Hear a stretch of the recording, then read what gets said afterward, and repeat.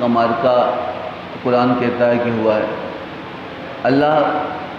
ارشاد فرماتا ہے کہ وَلَقَدْ نَصْرَكُمُ اللَّهُ بِبَدْرٍ وَأَنْتُمْ أَذِلَّةٌ، اور ہم نے بدر میں تمہیں فتح عطا فرمائی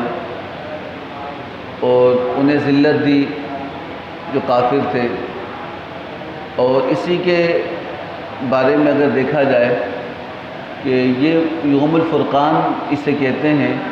اور مسلمانوں اور کافروں کے درمیان ایک حتمی فیصلہ بھی تھا، اور اس کے بعد کفار کے اندر اتنی ہمت نہ ہوئی کہ وہ اس طرح دوبارہ حملہ کر سکیں۔ حضرت عائشہ صدیقہ رضی اللہ تعالیٰ عنہ کا یوم وصال بھی آج کے دن ہے۔ آپ ام المومنین ہیں، اور آپ کو اللہ نے یہ خاصیت، یہ کمال، یہ بزرگی عطا کی ہے کہ آپ کی پاکیزگی کے لیے، تطہیر کے لیے اللہ رب العزت نے سورۃ النور کو نازل فرمایا، اور اس کی ابتدائی آیتیں حضرت عائشہ صدیقہ رضی اللہ تعالی عنہ کی تطہیر کے لیے اللہ نے نازل فرمائے، اور قیامت تک آپ کی پارسائی اور آپ کی تطہیر کی آیتیں مسلمان پڑھتے رہیں گے، اور آپ کی شان بلند ہوتی رہے گی۔ غزوہ بدر 17 رمضان المبارک کو ہوا، اور اس وقت اللہ رب العزت نے اس منظر کو بیان بھی کیا کہ مسلمان تعداد میں قلیل تھے، اور 313 کی تعداد میں مسلمان جو لشکر تھا وہ شامل تھے، اور کافر 1000 کے قریب تھے، اور سامان حرب و ضرب جس سے جنگ کی جاتی ہے وہ مسلمانوں کے پاس نہ ہونے کے برابر تھا۔ اور روایات میں آتا ہے کہ مسلمانوں کے پاس لڑنے کے لیے 8 تلواریں، 3 گھوڑے اور اتنے ایک اونٹ روایت میں آتا ہے کہ موجود تھا، جبکہ کفار کے پاس جتنے لشکر تھا اتنا سامان حرب ان کے پاس موجود تھا۔ گھوڑے الگ تعداد میں تھے، اونٹ الگ تعداد میں تھے، اور تلواریں، نیزے، باچیاں، جو کچھ بھی جنگ کے اندر استعمال ہوتا ہے وہ سارا کا سارا سامان ہر کافر کے پاس موجود تھا، اور مسلمان بے سر و سامانی کے عالم میں تھے۔ ایک جنگ کا اصول ہوتا ہے کہ جنگ ہونے سے پہلے مقابل کے بارے میں پتہ کیا جاتا ہے، خبر لائی جاتی ہے، اور جو مخبر ہوتے ہیں وہ اس کی خبر لاتے ہیں۔ تو کفار نے جس کو خبر لانے کے لیے بھیجا وہ عمیر نامی شخص تھے، اور آپ نے آ کے جو وہاں کی مسلمانوں کی روادات سنائی وہ اس طرح سے تھی۔ اور اگر دیکھا جائے اسباب کے لحاظ سے مسلمان تعداد میں کم ہونے کے ساتھ ساتھ مال و اسباب میں بھی کم تھے، اور کافر ایک بڑی تعداد میں مسلمانوں کو کچلنے کے لیے آئے تھے، اور اس جبر کی قوتوں کے خلاف مسلمان 313 کی تعداد میں کھڑے تھے، اور کافر 1000 سے زیادہ کا لشکر موجود تھا۔ اس نے آگے جو اطلاع دی کفار کو، ابو جہل کو، انہوں نے کہا کہ میں دیکھ آیا اس لشکر کو، وہ تعداد میں ہم سے 3 گنا کم ہیں، اور ہم 3 گنا اس سے زیادہ ہیں، اور ان کے پاس میں نے دیکھا کہ 3 اونٹ ذبح کیے، اور وہ کم و پیش 300 یا اس سے کم کی تعداد میں وہ موجود ہیں، اور ہم نہیں سمجھتے کہ ان سے ہمارا مقابلہ ہوگا، اور بہت کم تعداد میں اسباب نہ ہونے کے باوجود وہ اللہ کے نبی کے حکم پر لڑنے کے لیے آ گئے۔ یہ وہ عظیم دن تھا کہ اللہ رب العزت اپنی شان بتانا چاہ رہا تھا، اور قیامت تک کے لیے مسلمانوں کو اور ظلم کے خلاف کھڑے ہونے والوں کو ایک توانائی کا ذریعہ فراہم کرنا تھا، اور لوگوں کو بتانا تھا کہ اسباب نہیں ہوتے، مسبب الاسباب بھی سب کچھ ہوتا ہے۔ اور قریش کو جب اس بات کی خبر ملی تو ابو جہل نے غرور، تکبر اور رعونت کے ساتھ قریش کے سرداروں کو بلایا اور کہا کہ کل جنگ کی نوبت نہیں آئے گی، اور اس طرح کرنا کہ تم سارے لوگ تلواریں چھوڑو، رسیاں جمع کرو، کیونکہ اگر وہ 300 کم و بیش ہیں، ہم 1100 کے قریب ہیں،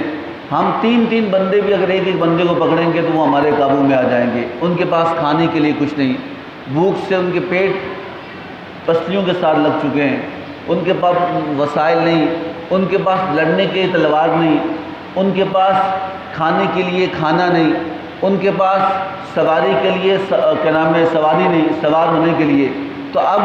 ہم اس طرح کریں گے کہ ان سے ہمارا مقابلہ ہے ہی نہیں۔ تو اس نے تکبر رعونت کے ساتھ یہ جملہ اپنے سرداروں سے کہا کہ اپنے سپاہیوں کو کہو کہ تم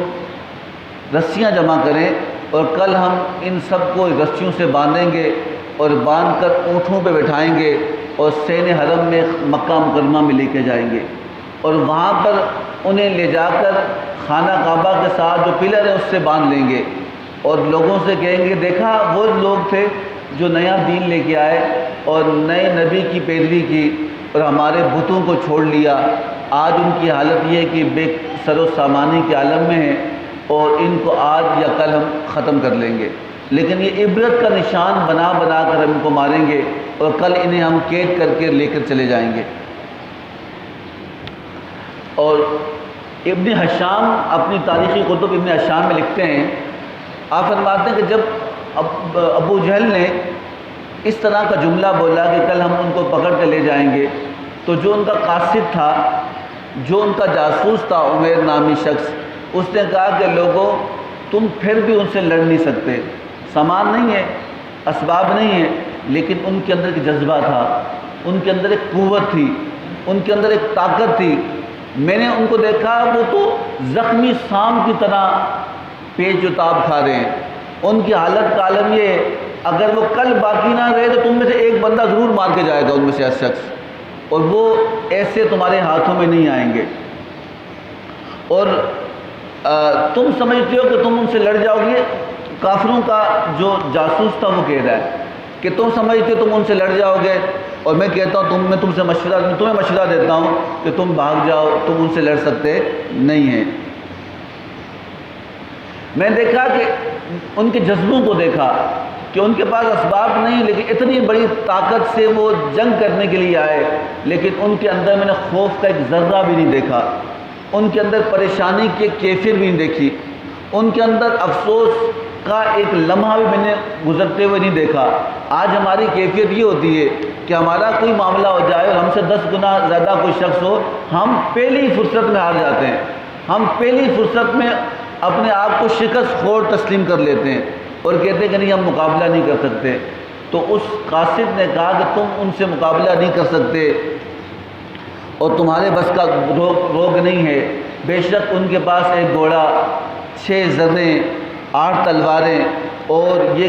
مدینے سے قافلہ نکلا۔ جب ابو جہل نے بدر کے اندر پڑاؤ ڈالا اور مسلمان جب وہاں سے نکلے، دیکھیں کبھی بھی کوئی کام ہوگا آپ کے ساتھ چلنے والے شخص مختصر قلیل ہوں گے اور تماشا دیکھنے والے کثیر لوگ ہوں گے، یہ اصول یاد رکھنا، اور یہ ایک طریقہ یاد، چاہے آپ خاندان کی بات کریں، علاقے کی بات کریں، چاہے آپ معاشرے کے اندر بات کریں، کہ جو حق کے لیے کھڑے ہوتے ہیں وہ مختصر گنتی کے لوگ ہوں گے، اور جو تماشا دیکھنے والے ہوں گے وہ بہت سارے ہوں گے، وہ دیکھیں گے کہ کیا ہوتا ہے، اور ان کا بھی انجام وہی ہوگا جو سوائے افسوس سے کچھ بھی حاصل نہیں ہوگا۔ جب مسلمان کم تعداد میں اور اسباب نہ ہونے کی وجہ سے بدر کرے نکلے اور مدینہ کی گلی کوچوں کے اندر یہودی اور عیسائی سردار بیٹھے اور ان کو دیکھ رہے ہیں کہ ادھر 1000 ذرہ جو جسم پہ پہننے والا لباس تھا اور ادھر 8 لباس تھے، کتنے؟ ادھر 1000 تلواریں تھیں اور یہاں پر 3 سے 4 تلواریں تھیں، وہاں 1000 گھوڑے سواری کی جنگ کرنے کے لیے تھے، یہاں فقط 1 گھوڑا تھا، وہاں 1000 اونٹ تھے سواری اور کھانے کے لیے اور یہاں فقط 3 اونٹ تھے۔ آپ بتائیں، آپ دنیاوی اسباب سے، طاقت کے اسباب سے دیکھا جائے یہ مقابلہ نہیں کہلاتا، یہ سوائے خودکشی کہ ہم اسے عام زبان میں کہیں گے خودکشی ہوگی یا بندہ اپنے خود موت کے منہ میں دھکیلا جا رہا ہے۔ لیکن یہودی اور عیسائی جب مسلمانوں کو اس حالت میں دیکھا جو اتنی بڑی طاقت سے لڑنے کے لیے جا رہے ہیں اور ان کے پاس کوئی سامان نہیں تھا، جس کے پاس 3 تلواریں تھیں 4 تلواریں، اور جس کے پاس تلوار نہیں تھی اس نے کھجور کے ڈنڈے توڑ کر بطور تلوار استعمال کرنے کے لیے اپنے ہاتھوں میں پکڑا ہوا تھا۔ اور یہودی کہتے اور عیسائی کہنے لگے کہ کس کے آسرے پہ جا رہے ہیں، نہ سامان حرب ہے نہ سامان ضرب ہے اور موجود نہیں، لیکن اتنی بڑی طاقت سے ٹکرانے کے لیے جاتے ہیں جو کارٹونز سے لیس ہیں، اور انہیں کس پر آسرا ہے اور کس بھروسے پہ جاتے ہیں، کس امید پہ جاتے ہیں کہ ان کے پاس بالکل بھی موازنہ نہیں ہے طاقت کا۔ تو علامہ اقبال علیہ رحمہ نے کہا کہ جب کافروں نے اس وقت ان کی طرف مسلمانوں اصحاب کی طرف اشارہ کر کے کہا کہ جب تمہارے پاس طاقت نہیں تو تمہارے پاس اسباب نہیں، تمہارے پاس سامان و حرب و ضرب نہیں، تمہارے پاس سواری کے لیے جانور نہیں، تمہارے پاس لڑنے کی تلواریں نہیں، تو پھر تم اتنی بڑی طاقت سے کس کے آسرے پر لڑنے جا رہے ہو؟ تو علامہ اقبال علیہ رحمہ نے بہت خوبصورت انداز میں اپنے شعری طور پہ کہا، آپ فرمایا نہ تیر و تیغ پر تکیا، نہ خنجر پر نہ بالے پر۔ کہ حضور صلی اللہ علیہ وسلم کملی اوڑھ کے بیٹھے تھے، تو کہا کہ تم کہتے ہو کس پر ہمیں بھروسہ ہے؟ تو آپ نے حضور کی طرف صحابہ نے اشارہ کر کے کہا کہ نہ تیر و تیغ پر تکیا، نہ خنجر پر نہ بالے پر، بھروسہ ہے اس سادہ کملی والے پر۔ کہا کہ ہمیں تلواروں پر، تیروں پر، اسباب پہ بھروسہ نہیں، ہم تو حضور پہ بھروسہ کرتے ہیں۔ ہم کہتے ہیں کہ بھائی مرنا تو مرنا ہے، وہ مرنا کتنا اچھا ہوگا کہ نبی کے نام پہ مر دیا جائے۔ بھائی آپ انسان دنیا سے جانا ہے، آپ خود دیکھ لیں کہ اس رمضان المبارک کے اندر ہمارے ساتھ وہ لوگ موجود نہیں جو پچھلے ساتھ ہمارے ساتھ موجود تھے۔ پتہ نہیں اگلا رمضان ہمیں میسر آئے نہ آئے، مر تو جانا ہے ایک دن، لیکن وہ موت کتنی اعلیٰ ہوگی جو حضور کے نام پہ نکلی ہو، جو حضور کے لیے نکلی ہو۔ تو کہا کہ علامہ اقبال رحمہ نے ان سے پوچھا، بھائی اس یہودی اور عیسائیوں کا، کہا کہ تم تو اسباب کی طرف، سامان ہوگا تو لڑیں گے، چیز ہوگی تو چلیں گے، کچھ ہوگا تو کھائیں گے، کچھ ہوگا تو پئیں گے۔ تو کہا کہ صحابہ اکرام ایسے نہیں تھے، کہا کہ نہ تیر و تیغ پر تکیا، نہ خنجر پر نہ بالے پر، بھروسہ ہے اس سادہ کملی والے پر۔ کہا کہ ہم اسباب پہ بھروسہ نہیں رکھتے، ہم تو حضور پہ بھروسہ رکھتے ہیں۔ اور پھر روایت میں آتا ہے جب مسلمان اور کافر جنگ کے اندر آمنے سامنے تھے اور ابو جہل جیسا بدبخت شخص، حضور نے فرمایا کہ ہر امت کے لیے، ہر نبی کے لیے ایک فرعون ہوتا ہے۔ موسیٰ علیہ السلام کا فرعون وہ فرعون تھا جو دریا میں غرق ہوا، اس طرح ابراہیم علیہ السلام کے لیے وہ فرعون تھا جو نمرود تھا جنہوں نے آپ کو آگ میں ڈالا، اس طرح عیسیٰ علیہ السلام کے لیے اس وقت کے یہودی۔ تو کہا کہ میری امت کا فرعون یہ ابو جہل ہے، اور یہ اتنا بدبخت تھا کہ کہا کہ سارے فرعونوں سے بڑا سخت یہ تھا اور بڑا ظالم تھا اور بڑا سخت دل تھا۔ اس نے اپنے لوگوں سے کہا کہ تم مسلمانوں کے لشکر کے سامنے جا کر اعلان کرو تمہارے پاس کیا ہے۔ سوال کیا تھا کہ انہیں غرور کا وہ اعلیٰ اس کا طریقہ تھا، اس نے کہا کہ ان سے کہو کہ تمہارے پاس کیا ہے۔ ہمارے پاس تو لات ہے، ہمارے پاس تو عزا ہے، ہمارے پاس تو حبل ہے، تمہارے پاس کیا ہے؟ ہمارے پاس 360 خدا ہیں، لات و حبل عزا، بڑے بڑے بت ہمارے پاس ہیں جو ہماری مدد کریں گے، ہمارے پاس 360 بت ہیں، تمہارے پاس ایک خدا، ان کی کیسے مقابلہ کرے گا؟ تو حضور صلی اللہ علیہ وسلم سجدہ ریز تھے، آپ اس بدر کے میدان میں، اس جھونپڑی کے اندر، اس چھپر کے اندر آپ نماز پڑھ رہے تھے۔ آپ نے مولا علی سے کہا، اے علی جا کے اس منادی کی آواز دو، اور جا کے آواز کا جواب دو۔ اور کہا کہ حضرت علی کرم اللہ وجہ الکریم ابو جہل کے اس منادی کی آواز میں کہا کہ تمہارے پاس لات ہے، عزا ہے، حبل ہے، ابل ہے، تمہارے پاس 360 بت ہیں، اور ہمارے پاس اللہ ہے۔ اللہ مولانا و مولاکم، کہا کہ بے شک ہمارا رب ہے، مددگار ہے، ہمارا رب ہماری مدد کرنے والا ہے، جو تمہاری مدد کرنا جو بتوں کا کام نہیں ہے۔ اور پھر حضور صلی اللہ علیہ وسلم غزوہ بدر کے موقع پر جنگ کی تیاری سے پہلے صدیق اکبر رضی اللہ تعالی عنہ فرماتے ہیں کہ جب وہ آپ جس جگہ پہ جھپر تعمیر کیا، اب وہاں جا کے آپ اللہ کے حضور سجدہ ریز ہوئے، آپ رونے لگے اور کہنے لگے کہ یا اللہ میرے مسلمانوں کی مدد فرما۔ دیکھیں آپ دونوں عالم کے سردار ہیں، اللہ رب العزت نے دونوں جہانوں کی بادشاہت آپ کو عطا کی، دونوں جہانوں کا مرتبہ اللہ نے اپنے محبوب کو عطا کیا، لیکن اللہ رب العزت نے ایک طریقہ سمجھایا کہ جب بھی کوئی مشکل وقت ہو تو اللہ کے حضور سجدہ ریز ہو جاؤ۔ کیا ہو جاؤ؟ بولیں سجدہ ریز ہو جاؤ، تو پھر کیا ہوگا کہ یہ سجدہ تمہیں اللہ کے حضور جھکائے گا اور دنیا کے حضور بلندی عطا فرمائے گا۔ ایک صوفیہ کا ایک قول ہے، فرمایا تم نے دیکھا ہے کبھی کوئی بندہ سٹمپ لگاتا ہے، سٹمپ، وہ سٹمپ کیسے لگتی ہے؟ آپ اس کو دیکھو گے کہ الٹی ہوتی ہے، الٹی، اور جب اسے پیٹ پہ رکھ کے کاغذ پہ لگایا جاتا ہے تو وہ سیدھی ہو جاتی ہے۔ تو کہا کہ اے انسان تیری یہ ماتھا بھی سٹمپ ہے، یہ گناہ ہے، اس میں الٹی سیدھی اعمال ہیں، اور تیرے گناہوں کی وجہ سے اللہ تجھ سے ناراض ہے۔ تو رب تعالیٰ یہ صلہ عطا کرتا ہے نماز اور قرآن اور سجدے کا، کہ جب بندہ اللہ کے حضور سجدہ ریز ہوتا ہے، یہ تو الٹے ہمارے تدبیریں ہیں، الٹے ہمارے اعمال ہیں، جب ہم سجدہ کرتے ہیں اللہ اس الٹی تقدیر کو سیدھا بھی کر لیتا ہے، گناہوں کو نیکی میں بدل دیتا ہے۔ تو کہا تم رب کے حضور یہ سجدے کو ٹھکا دو، اور کہا کہ اتنے بڑی کسی چیز کے اندر طاقت نہیں جو سجدے کے اندر طاقت ہے۔ آج ہم دنیا سے کیوں ڈرتے ہیں؟ آج ہم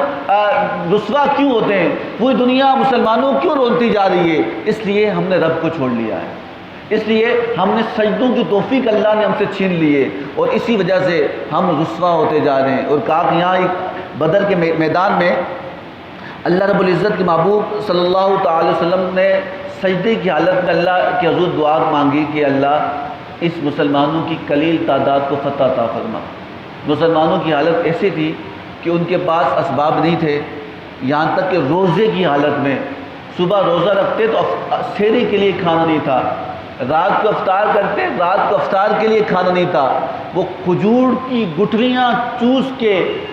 وہ سحری کرتے اور کھجور کی گٹھلیاں چوس کے افطار کرتے۔ ہمارے یہاں کوئی بندہ ایک دن روزہ رکھ دے، یا ہمارے روزے جب چل رہے ہو اور کبھی خدا نہ خواستہ صبح سحری نہ ہو، ہم تو دن پورا روتے ہیں کہ ہم مر گئے، ہم مر گئے، ہم مر گئے۔ تو وہ بھی تو تھے انسان، وہ بھی تو اللہ کی مخلوق تھے، وہ بھی تو انسان تھے کہ وہ صبح بغیر کھائے، چیزیں نہیں تھی لیکن آپ روزہ نہیں چھوڑتے، بغیر کھائے روزہ رکھتے، بغیر پیے روزہ افطار کرتے، کھجور کی اس گٹھلیوں کو چوس کے آپ سحری بھی کرتے، افطار بھی کرتے۔ اور پھر حضرت ابوبکر صدیق رضی اللہ تعالیٰ عنہ فرماتے ہیں کہ اللہ کے نبی صلی اللہ علیہ وسلم سجدہ ریز تھے،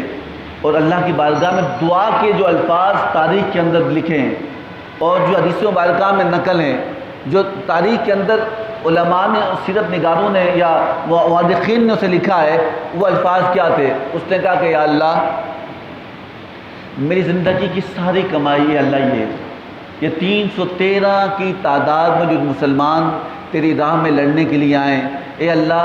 یہ میری پوری زندگی کی کمائی ہے، میری سرمایہ، میری کل زندگی کا جو محنت ہے اللہ یہی ہے۔ یا اللہ میں نے تیری خاطر پتھر کھائے،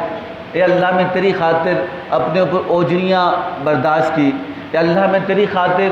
لوگوں کی باتیں سنی، اے اللہ میں تیری خاطر اپنے پاؤں کے اوپر کانٹے چبھائے، یا اللہ میں تیری خاطر میں نے کہا کہ یا اللہ عمر عطا فرما، یا اللہ حمزہ عطا فرما، یا اللہ صدیق عطا فرما، یا اللہ یہ میں نے تنکا جوڑ کر یہ آشیانہ بنایا ہے، اے اللہ میں نے اس کو